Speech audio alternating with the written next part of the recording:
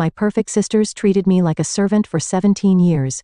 At tomorrow's family dinner, Mom said, "Just watch the kids while we celebrate. What they don't know, this dinner will be their last celebration." I found it in the attic, wedged between old Christmas decorations and moth-eaten sweaters. A leather-bound photo album I'd never seen before. The cover was pristine, unlike the cardboard boxes surrounding it, which meant someone had been up here recently, handling it, caring for it. My name's Maddie, and I should have known better than to open it. The first page hit like a punch to the gut. Lindsay's high school graduation. Perfect sister, perfect smile, perfect valedictorian speech preserved in glossy 4x6 prints. Mom's handwriting beneath each photo documenting every achievement with religious devotion. Found something interesting? I slammed the album shut, dust particles dancing in the beam of afternoon light.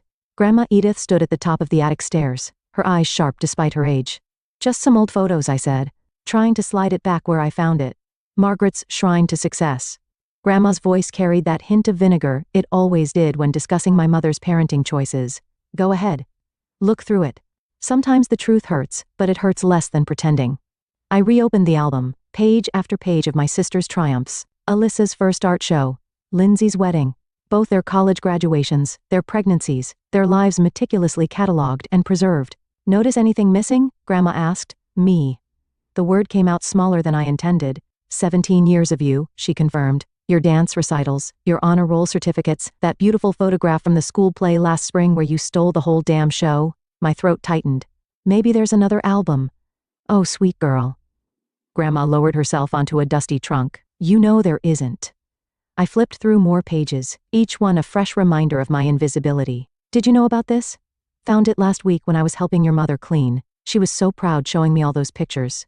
Didn't even notice what she was really showing me." My fingers traced the edge of a photo.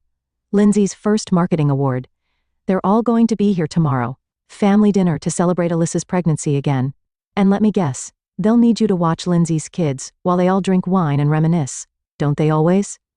Grandma's laugh was sharp. "You know, there's a difference between being helpful and being taken for granted. Your sisters learned early how to be the stars. Maybe it's time you learned how to say no. Mom would lose it. Maybe she needs to." I closed the album, but the images stayed burned in my mind. Years of being the reliable one, the good one, the invisible one, all captured in what wasn't there. "I got accepted to that art school in New York," I said quietly. "Full scholarship. Haven't told anyone yet." Grandma's eyes lit up. "Now that's the kind of news that belongs in an album. Mom wants me to go to state, close to home. Practical." I stood up, dust coating my jeans. She already talked to Lindsay about getting me an internship at her company. "And what do you want?" The question hung in the air like the dust motes, catching light, demanding attention. Below, I could hear Mom in the kitchen, probably planning tomorrow's dinner, probably already counting on me to handle the kids, the cleanup, the countless little tasks that made everyone else's lives easier. I want the word stuck, then broke free. "I want my own damn page in the album." Grandma smiled, slow and knowing. "Then I suggest you start taking some pictures worth saving." I tucked the album back in its hiding spot, but something had shifted. Tomorrow they'd all be here expecting the same old Maddie, reliable as gravity. They had no idea I'd just found the perfect reason to change the story. "Coming to dinner tomorrow?" I asked Grandma. "Wouldn't miss it." She winked. "Someone needs to be there to document the moment." I helped her up, both of us descending the attic stairs into the familiar house that suddenly felt different. Less like a home, more like a stage. And for the first time I was ready to rewrite my role. The family dinner started exactly as I predicted, with Lindsay dumping her kids in my lap before even saying hello. Her 4-year-old twins, Emma and Ethan, immediately began fighting over a stuffed dinosaur while she glided into the kitchen, designer purse swinging. "Just watch them for a minute, Mads. Mom needs help with the roast." I caught Grandma Edith's eye across the room. She raised an eyebrow, a silent reminder of our conversation in the attic. My stomach clenched as I stood up, displacing the twins. "Actually, I need to finish my art portfolio. College applications are due soon." Lindsay froze mid-stride. "What? Since when are you applying to art school?" "Since I decided I wanted to." The words came out steadier than I felt. "But Mom said you're coming to work with me after graduation. We already discussed." "You discussed. I wasn't there, remember?" The twins sensed the tension and went quiet. In the kitchen I could hear Mom and Alyssa chattering about baby names. Dad was probably in his workshop avoiding everything as usual. "Don't be difficult, Maddie." Lindsay's voice took on that patronizing tone she used with her kids. "This is a great opportunity. Do you know how many people would kill for an internship at my firm? Then give it to one of them." Her perfectly plucked eyebrows drew together. "What's gotten into you?" Nothing. I headed for the stairs. I just have work to do. Mom, Lindsay called out, Maddie's being impossible. And there it was. The default response when I didn't play my assigned role. Call Mom. Let her handle the defective youngest child. Mom appeared in the doorway, wiping her hands on her apron. Madeline, your sister needs help with the twins. Your portfolio can wait. Can it? I turned to face them both. Like my dance recital waited while we attended Lindsay's business dinner? Or my art show waited while we celebrated Alyssa's gallery opening? That's not fair. Mom started, but I cut her off. Show me the pictures. What pictures? The ones you took at my events. The ones you saved in that fancy album upstairs. Mom's face flushed. Lindsay looked confused. In the sudden silence, I could hear Grandma Edith's slow footsteps approaching. I don't know what you're talking about, Mom said, but her voice wavered. The album in the attic, the one with all the family memories. I met her eyes. Except I'm not in it. Not once. Lindsay scoffed. Don't be dramatic. Of course, you're in. When was my last dance recital, Lindsay? What role did I play in the spring musical? Name one thing about my life that doesn't involve babysitting your kids. She opened her mouth, closed it. The twins had retreated to the corner, unusually quiet. I think, Grandma Edith said from the doorway, it's time we all sat down for a real conversation. There's nothing to discuss, Mom snapped. Maddie's just being sensitive and we have dinner to prepare. The roast can burn, Grandma said flatly. This matters more. Alyssa wandered in, one hand on her pregnant belly. What's going on? Your sister's having a tantrum, Lindsay supplied. No, I said. I'm having a revelation. There's a difference. I pulled out my phone, opened my email, and pulled up the acceptance letter I'd received yesterday. The one I'd been both dreading and longing to share. Full scholarship to the New York Academy of Arts, I read aloud. Starting this fall, the silence that followed was deafening. New York? Mom whispered. But that's far away, independent. Not part of your plan. I pocketed my phone. Yeah, it is. You can't possibly be serious, Lindsay said. You're 17. You need what I need, I cut in, is to be seen, actually seen. Not just used as convenient childcare or background decoration in your perfect lives. Mom started to speak, but Grandma held up a hand. Let her finish. I'm finishing my portfolio tonight, I said. And tomorrow I'm taking pictures of my own achievements, starting my own album. You're all welcome to be in it, but only if you're actually there. I headed upstairs, leaving them in stunned silence. Behind me, I heard the twins ask Lindsay why Aunt Maddie was mad. And for once, my perfect sister had no answer. In my room, I opened my laptop and started working on my portfolio. Through the floor, I could hear raised voices. Mom and Lindsay arguing, Alyssa trying to mediate, Grandma's sharp replies cutting through it all. For the first time in years, I wasn't downstairs making peace. I was up here, making art, making choices, making waves, and it felt absolutely right. Grandma Edith's house always smelled like lavender and old books. I hadn't planned on visiting her today. But after 3 days of Mom's silent treatment and Lindsay's passive-aggressive texts, I needed somewhere safe to breathe. Your mother called, Grandma said, setting down a cup of tea in front of me. Twice. Let me guess. I'm being unreasonable? Actually, she wanted to know if I'd talk some sense into you about the money. I nearly dropped my cup. What money? Grandma settled into her armchair, a slight smile playing at her lips. The college fund I've been building since the day you were born. The one your mother just found out about. You've been saving for my college? Someone had to. She reached for an envelope on the side table. Your sisters had their college funds from your parents, but I saw how things were going. Started putting aside what I could. My hands shook as I opened the envelope. The bank statement inside showed a balance that made my eyes water. This is why Lindsay's been blowing up my phone, I said. She thinks she can pressure me into giving up New York because I'll need their money. And now she knows you don't. A knock at the door made us both jump. Through the window, I saw Lindsay's Mercedes in the driveway. Speak of the devil, Grandma muttered. Want me to send her away? No. I straightened my spine. I need to handle this. Lindsay burst in before Grandma could reach the door. Her perfect makeup couldn't hide the dark circles under her eyes. This is completely inappropriate, she announced. Using Grandma like this. Using me? Grandma's voice could have frozen hell. Child, sit down before you embarrass yourself further. Lindsay sat, but her legs bounced with nervous energy. Mom's devastated. Dad hasn't come out of his workshop in days, and Alyssa's doctor says her blood pressure is too high, which you'd know if you answered her calls. Don't you dare guilt-trip me about Alyssa's pregnancy, I said. Not when you're the one who told her I'd be available to help after the baby comes. Because that's what family does. No, that's what I do. You and Alyssa get to have lives, careers, families. I get to be the support system. We supported you plenty, name one time. The silence stretched. Grandma quietly sipped her tea. This isn't about support, Lindsay finally said. This is about you being selfish, running off to New York, abandoning your family. Like you abandoned your dreams? The words shot out before I could stop them. Lindsay went pale. What? You wanted to be a writer, remember? You used to tell me stories when I was little, but Mom and Dad thought marketing was more practical, so you gave up. Now you're successful and miserable, and you can't stand that I'm choosing differently. You don't know anything about my life. I know you cry in your car sometimes after family dinners. I know you hate your job but keep pushing for promotions. I know you want me to follow your path because it would validate your choices. Tears spilled down Lindsay's cheeks, ruining her mascara. That's not, I'm trying to protect you. From what? Being happy? Being myself? From failing. She stood up, hands clenched. Do you know how hard it is out there? How many people never make it in art? At least with me, you'd have security, a future. Like yours. I met her gaze. Living someone else's version of success? The fight seemed to drain out of her. She sank back down looking smaller somehow, more like the sister who used to read me bedtime stories. I just wanted, she whispered, then stopped. To help? Grandma supplied. Or to control. Lindsay wiped her eyes, leaving black smudges on her fingers. Mom's going to cut you off. She told me to tell you. No car, no phone, no support if you go to New York.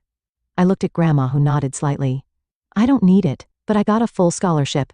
I have Grandma's support, and most importantly, I have myself. I stood up.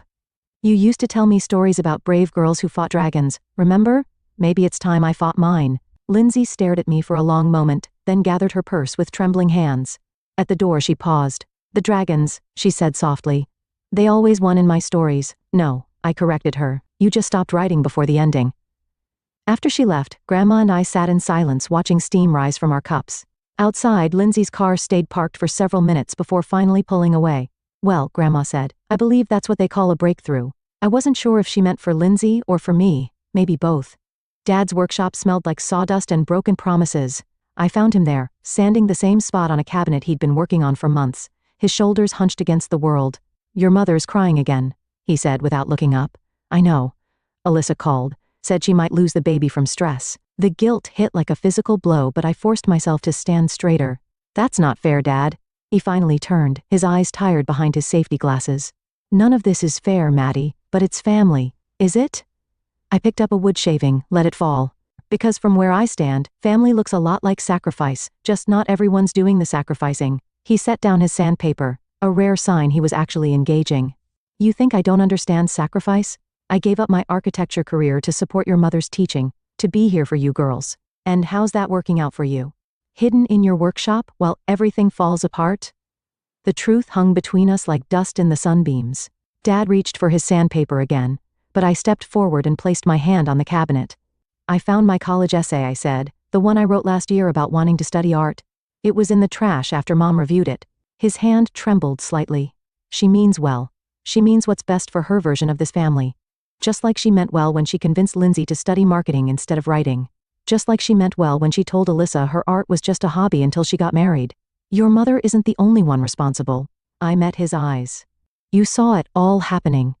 You just decided it was easier to build furniture than stand up for your daughters. The workshop door opened, and Mom stood there, her face blotchy from crying. Gregory, I need you to talk sense into her. She's throwing away everything we planned. Like you threw away my essay? The words shot out before I could stop them. Mom froze. Dad suddenly became very interested in his sandpaper again. I was protecting you, she whispered. No. You were protecting yourself, your perfect family narrative, your controlled little world where everyone plays their assigned role. That's enough. Dad's voice cracked through the air like a whip, surprising us all. Margaret, sit down. Maddie, you too. We sat on his work stools, the three of us forming a triangle of tension. I got another letter today, I said, into the silence. From the New York Academy, they want to feature my portfolio in their incoming student showcase. Mom started to speak, but Dad held up his hand. Let her finish. They said my work shows remarkable emotional depth and technical promise, that I could have a real future in fine arts. I pulled out my phone, showed them the email. The first person I wanted to tell was you, Mom, both of you, but I knew you'd find a way to turn it into something wrong. Mom's lips trembled. We only want what's best. For who? Dad's question cut through her practiced response. We both stared at him. For Maddie or for your idea of who she should be? Gregory? No, Margaret. I've been quiet too long. He stood up, pacing between his half-finished projects. I watched you reshape Lindsay's dreams until she forgot they were ever hers. I said nothing when you convinced Alyssa that art was just a phase. But I'm done building cabinets while you dismantle our daughters. Mom's face went white. How dare you? He's right. The words felt like liberation. And you know he is. That's why you're fighting so hard against my choice. Because if I succeed, it proves you were wrong about everything. I was never wrong about wanting to protect you. From what? From being happy? From being ourselves? Dad picked up a small wooden box from his workbench. One I'd never seen before. Inside were newspaper clippings, old sketches, report cards. My report cards, my sketches. My achievements. I kept them, he said quietly. Everything you thought no one noticed. Mom stared at the box like it was a bomb about to explode. In a way it was. I'm going to New York, I said standing up, and I'm done feeling guilty about it. I left them there. Mom with her shattered certainties, Dad with his box of secret pride and years of unspoken truths floating in the sawdust between them. In the driveway, my phone buzzed with a text from Alyssa. We need to talk. The day wasn't done with me yet. Alyssa's apartment looked like a tornado of art supplies had collided with a baby boutique. She sat cross-legged on her paint-splattered couch, one hand resting on her swollen belly, the other clutching a mug of tea. You're killing Mom, she said without preamble. Funny, she's doing the same to me. This isn't a joke, Maddie. Her blood pressure's through the roof. Dad's talking about therapy, and my doctor says if I don't reduce stress, don't. I stepped over a stack of parenting books. Don't make your pregnancy complications my fault. I'm not. I'm telling you what's happening while you're busy planning your great escape. The bitterness in her voice caught me off guard. Alyssa had always been the peacemaker, the free spirit. Now she sounded more like Lindsay. Remember when you wanted to go to art school? I asked quietly. She flinched. That was different. Was it? Or did Mom just convince you it was? I grew up, Maddie. I realized that art was just a hobby, that you needed something more practical. I picked up one of her recent paintings leaning against the wall. Is that why you still paint every day? Why your entire apartment is a studio? I have a gallery showing next month. Which Mom calls your little hobby show while she brags about Lindsay's promotion? Alyssa set down her mug hard enough to slosh tea onto her coffee table. What do you want from me? I want you to admit that you're angry, not at me, at yourself, for letting them clip your wings. You don't understand. I have a baby to think about now. I need stability. You need to be honest about who you are, what you want. What I want. She stood up, surprisingly agile despite her pregnancy. I want my family whole. I want my sister to stop tearing everything apart just to prove a point. What point? That I deserve to exist outside of your needs? The silence that followed felt like glass about to shatter. I saved all your drawings, she said finally. From when you were little. When you'd sit in my studio and try to copy everything I did. I remember. You were the only one who encouraged me. And now you're better than I ever was. Her voice cracked. You're going to New York to live the dream I gave up, and I'm stuck here painting nursery murals and pretending it's enough. The truth of it hung between us like smoke. Come with me, I said suddenly. What? After the baby. Come to New York, there are galleries there, opportunities. Stop it. She wrapped her arms around herself. Just stop. Why? Because it's easier to resent me than admit you're trapped? Because I can't. The words exploded out of her. I can't leave Mom and Dad. I can't disappoint everyone. I can't be you. My phone buzzed. Another text from Lindsay, probably about Mom's latest crisis. I ignored it. You know what the worst part is? Alyssa continued. Tears streaming now. You're right. About everything. About Mom, about our choices, about this whole twisted family dynamic. But knowing doesn't change anything. It changes everything. I moved closer, took her hands. You could. She pulled away. I need you to leave, Alyssa. Please, the baby. She pressed a hand to her belly. I can't handle this right now. As I reached the door, she called out, Maddie. I turned. When you get to New York, she swallowed hard. Paint something beautiful, something free for both of us. Outside, I checked my phone. 5 missed calls from Mom, 3 texts from Lindsay, 1 message from Dad. Your mother's called a family meeting. Tomorrow night, non-negotiable. And there it was, the final showdown they'd been building toward. The last attempt to force me back into my assigned role. I texted back 1 word, no. Then I called Grandma Edith. Can you come with me tomorrow to pack up my room? Her response was immediate. About damn time. The sky was turning the same shade of purple as the bruises on my heart. But for the first time in weeks, I felt light, free. Let them have their family meeting without their favorite scapegoat. I had paintings to create, wings to spread, and a life to reclaim. Tomorrow would be soon enough for goodbye. They ambushed me in the driveway. Mom, Dad, Lindsay, and even Alyssa, arranged like a firing squad as Grandma Edith and I pulled up with empty boxes for my room. Family meeting, Mom said, her voice steel-wrapped cotton. Now. Grandma squeezed my hand. Remember, you don't owe them your dreams. Inside, the living room felt like a courtroom. My sisters flanked our parents on the couch, leaving me the lone chair across from them. Classic Parker family dynamics. Everyone against one. This ends now, Mom began. This rebellion, this nonsense about New York, Madeline, Lindsay cut in using her executive voice. We've found a solution that works for everyone. She pulled out a folder. Always prepared, always in control, a compromise. You can take art classes at the community college while interning at my firm, live at home, save money, keep babysitting your kids? I finished. Don't be difficult, Alyssa said, but her eyes wouldn't meet mine. We're trying to help. No. You're trying to keep me trapped, like you. Mom surged forward. That's enough. Your sister is offering you an opportunity. To follow her path, like you made her follow yours? I made my own choices, Lindsay snapped. Did you? Then why did I find your old notebooks, the stories you used to write, hidden in Dad's workshop like some shameful secret? The color drained from her face. Dad shifted uncomfortably. This isn't about me, Lindsay said, but her voice wavered. It's about all of us. I stood up, my legs shaking but my voice steady. About how Mom orchestrates everyone's lives like we're her personal puppet show. About how Dad builds furniture instead of building courage. About how you and Alyssa gave up your dreams and now can't stand that I'm fighting for mine. You ungrateful, Mom started, but Dad touched her arm. Margaret, he said quietly. Let her speak, no. Mom shot to her feet. I won't let her destroy this family with her selfishness. You already destroyed it, I said. Every time you ignored my achievements. Every time you made Lindsay choose security over passion. Every time you called Alyssa's art a hobby. I gave you everything. Mom's voice cracked. Everything I never had. Opportunities, stability, you gave us cages. The truth hurt coming out but I couldn't stop. Beautiful, comfortable cages with all the right labels. Perfect daughter, responsible daughter, and me. The spare, just in case the others needed something. Silence fell like shattered glass. Then Lindsay stood, her corporate mask cracking. If you leave, you're cut off completely. No support, no backup plan. I don't need your money. I pulled out my phone, showed them the email. Full scholarship, plus grandma's savings. I'm not asking permission anymore. I'm telling you I'm going, Madeline Parker. Mom's voice went deadly quiet. If you walk out that door, you are no longer part of this family. The words hit like physical blows but I stayed standing. Funny. I never really was. Mom, Alyssa gasped, one hand on her belly. Margaret, think about what you're saying. Dad pleaded, but Mom stood firm, tears streaming down her face.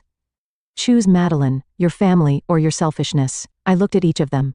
Mom's rigid anger, Dad's helpless concern, Lindsay's cracking facade, Alyssa's pregnant fear, my family, my cage. I choose me. I turned toward the stairs but Lindsay grabbed my arm. Maddie, please, we need you. No. I gently removed her hand. You need someone to blame for your own choices. Find someone else. You'll fail. Mom called after me. You'll come crawling back when New York chews you up and spits you out. I stopped at the stairs. Maybe. But I'd rather fail at being me than succeed at being your puppet. Upstairs, my room waited with its empty boxes, ready to be packed, ready for escape. But as I reached for the first box, my hands started shaking. They were right about one thing. I was terrified of failing, of succeeding, of being truly alone for the first time. But more terrifying was the thought of staying, of becoming another Parker family casualty, building my own comfortable cage beside theirs. Through my window, I could see Grandma Edith in the driveway, standing guard like a sentinel. Below, voices rose and fell like waves of recrimination. I picked up the first box. Sometimes burning bridges lights the way forward. Time to start packing. The last box was in Grandma's car when Lindsay's Mercedes screeched into the driveway blocking our exit. She emerged like a corporate warrior, clutching a manila envelope. One last chance, she announced, striding toward me. Before you throw everything away. Move your car, not until you see this. She thrust the envelope at me. Your college fund, the one Mom and Dad started when you were born, nearly enough for 4 years at state. I didn't take it. You mean your leverage? I mean your future. Her perfect makeup couldn't hide the desperation in her eyes. A practical future with family support and strings. Always strings. That's what family is, Maddie. We support each other, we compromise. No, the word cut through her speech. Family isn't compromise, it's sacrifice. And it only ever goes one way. She flinched but rallied. You want to talk about sacrifice? Fine. Let's talk about who paid for your art supplies all these years. Your dance classes. You're my babysitting services, my constant availability, my dreams that got pushed aside for everyone else's convenience? That's not. Did you know Dad kept my drawings? The question caught her off guard. Every single one, hidden in his workshop like evidence of a crime. Her corporate mask slipped. What are you talking about? The same place he kept your stories, Lindsay. The ones Mom said weren't practical enough. The envelope trembled in her hand. Stop it. Why? Because it's easier to bribe me than face your own buried dreams? I made my choices. No. The shout surprised us both. Mom made them. You just surrendered, and now you can't stand that I won't do the same. She threw the envelope at my feet, papers spilling across the driveway. You ungrateful little enough. Grandma Edith's voice cracked like a whip. She emerged from her car, something clutched in her hands. Show her Madeline. I pulled out my phone, opened the email I'd been saving. Full scholarship, plus a stipend for supplies, and this. I nodded at Grandma, who held up a bank book. Grandma's been saving for me since I was born. A separate account Mom never knew about. Lindsay staggered like I'd struck her. You planned this, all of it? No. I just refused to let my dreams become another Parker family casualty. You'll fail, she whispered. But the words lacked conviction. You'll end up alone. I already am alone. The difference is now I'll be alone on my terms. Movement caught my eye. Dad standing in the doorway watching. Behind him, Mom sat on the stairs, head in her hands. Alyssa nowhere to be seen. Move your car, I said again. Or what? Or watch me leave anyway. Without the perfect goodbye you're trying to script. Something broke in her expression. The corporate mask, the perfect sister facade, the weight of decades of compliance.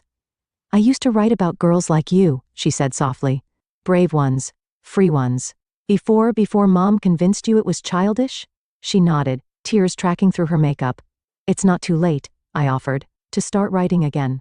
It is. She dug for her keys, some cages you build yourself. As she moved her car, Dad finally stepped forward. Maddie, I know Dad, the workshop, the drawings. I should have. Yes, you should have. He handed me something, a small wooden box, beautifully crafted. Inside I found my first crayon drawing carefully preserved for your new studio, he said quietly. Behind us, Mom's sob echoed from the house, but she didn't come out. I hugged Dad briefly, nodded to Lindsay, and got into Grandma's car. As we backed out, I caught a final glimpse of my family. Dad standing alone in the driveway, Lindsay frozen by her Mercedes, Mom's shadow in the doorway. Ready? Grandma asked. I looked down at the wooden box in my lap, then at the scattered college fund papers on the driveway. Lindsay's last attempt at control blowing away in the wind. Yes. Sometimes revenge isn't about hurting others. Sometimes it's about saving yourself.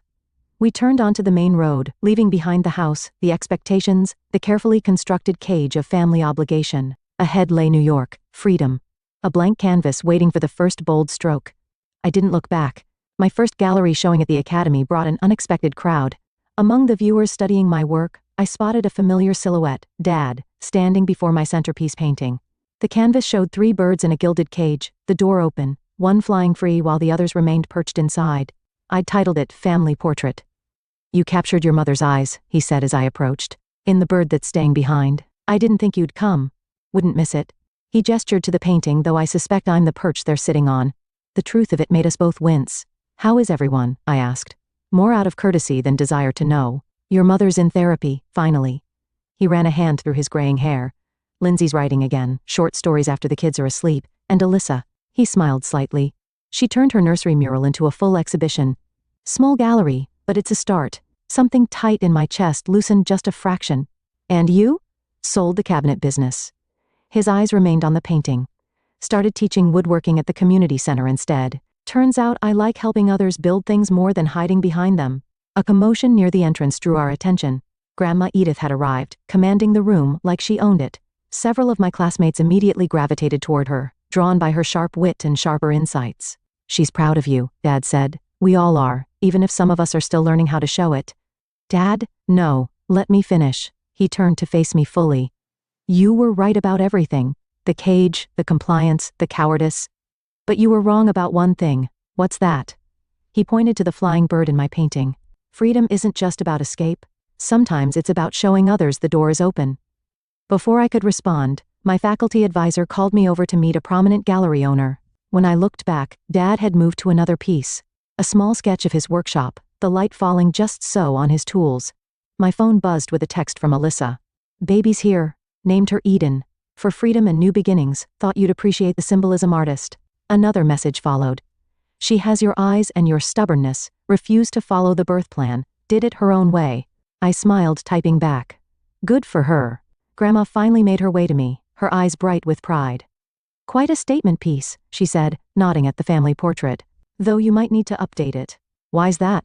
Your sister's bird seems to be testing its wings. She handed me a literary magazine open to a short story byline, L. Parker. Lindsay published something under a pen name. Baby steps. Grandma squeezed my arm. Sometimes the bravest thing isn't flying away, it's showing others how to spread their wings. The gallery owner was waiting, but I took a moment to scan the room. Dad, studying my art with new understanding. Grandma, holding court among my peers. The empty spaces where Mom and my sisters weren't yet. My phone buzzed again. Lindsay this time. Read your interview in the student paper. You're right, about everything. I'm sorry it took me so long to see it. Not asking for forgiveness. Just wanted you to know. I slipped the phone away without responding. Some conversations needed time like paint needed to dry. The gallery owner approached, praising my technique, my vision, my courage in tackling difficult themes. But I was watching Dad, who had pulled out his wallet and was adding something to the visitor's book. Later, after the crowds left, I checked the book. There, carefully placed between its pages, was a photograph. Me at 5, covered in paint, proudly holding up my first real artwork. On the back, in Dad's careful handwriting, the day you started flying. I added it to the exhibition, right next to the family portrait. A beginning next to an ending. Or maybe they were both beginnings, depending on how you looked at it. Outside, New York's lights painted the sky in possibilities. Somewhere back home, Alyssa was holding her rebellious daughter. Lindsay was writing in secret. Mom was finally facing her demons. Dad was building something new. And me? I was exactly where I needed to be. Free, creating, showing others the way out of their own cages. Sometimes the best revenge is living well enough to set everyone free.